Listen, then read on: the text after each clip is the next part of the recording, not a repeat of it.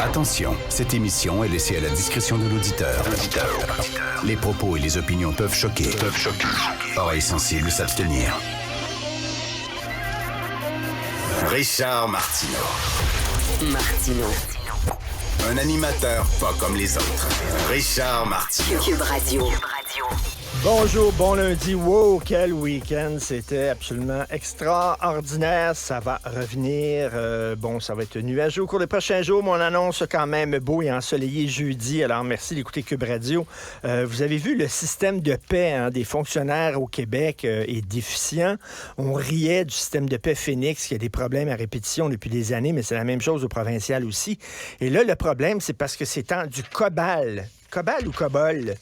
C'est le langage informatique utilisé, le COBOL. Alors voilà, le langage informatique utilisé par notre système de paix au Québec est un vieux langage informatique désuet qui est plus connu des jeunes. Les jeunes, on leur enseigne plus le COBOL à l'école.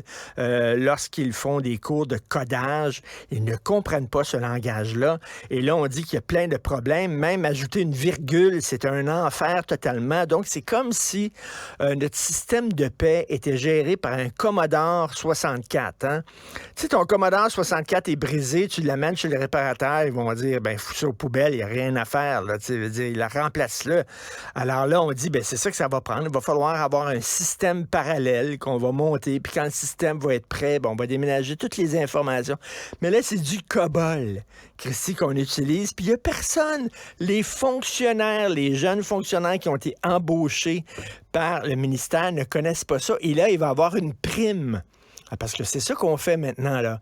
Hein, les médecins spécialistes, si tu mets ta jaquette, tu as une prime. Si tu mets les gants, tu as une prime. Si tu arrives à l'heure, tu as une prime. Si tu te laves les mains, tu as une prime. Si tu te torches le cul, tu as une prime. Si tu te brosses les dents, tu as une prime, c'est ça. Alors là, il va y avoir une prime au COBOL. Y a-tu quelqu'un qui connaît le COBOL? Oui, on va te donner un petit supplément. Hey, ça fait partie de leur job de connaître tous les langages informatiques. Non, on va te donner un petit supplément pour régler ça. C'est vraiment n'importe quoi.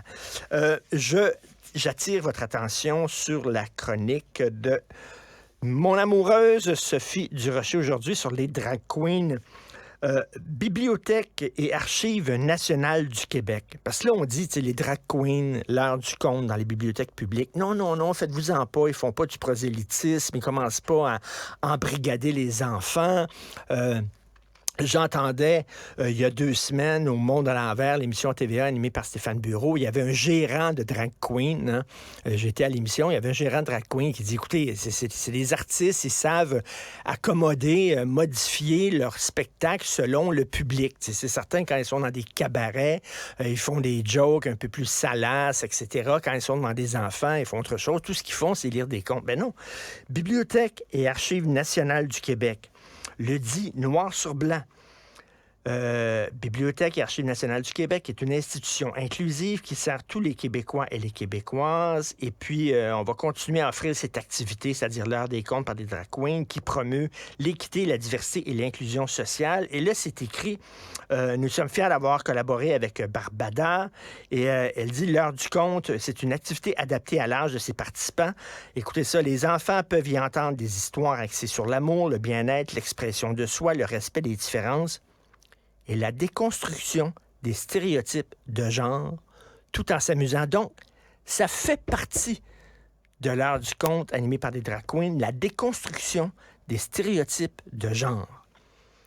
En quoi c'est la mission des bibliothèques publiques de faire la promotion de la déconstruction des stéréotypes de genre? Là, vous allez dire, oui, mais t'es pas obligé d'amener tes enfants là si t'aimes pas ça. Je comprends, là, mais à un moment donné, là, c'est comme en quoi ça fait partie de la mission des bibliothèques publiques. Je ne suis pas anti-drag queen de dire ça, mais on peut se poser la question. Et moi, je le dis, je reviens là-dessus, il y a peut-être des gens qui ne sont pas d'accord, mais des enfants, ça a besoin de certitude, ça a besoin de balises, ça a besoin de paramètres clairs. Quand ils vont grandir, les certitudes que vous leur avez données à vos enfants, ils vont les faire voler en éclats. Ils vont dire, je m'en fous de la façon dont tu vois le monde, je vais construire ma façon de voir le monde. Mais ça, ils font ça à l'adolescence.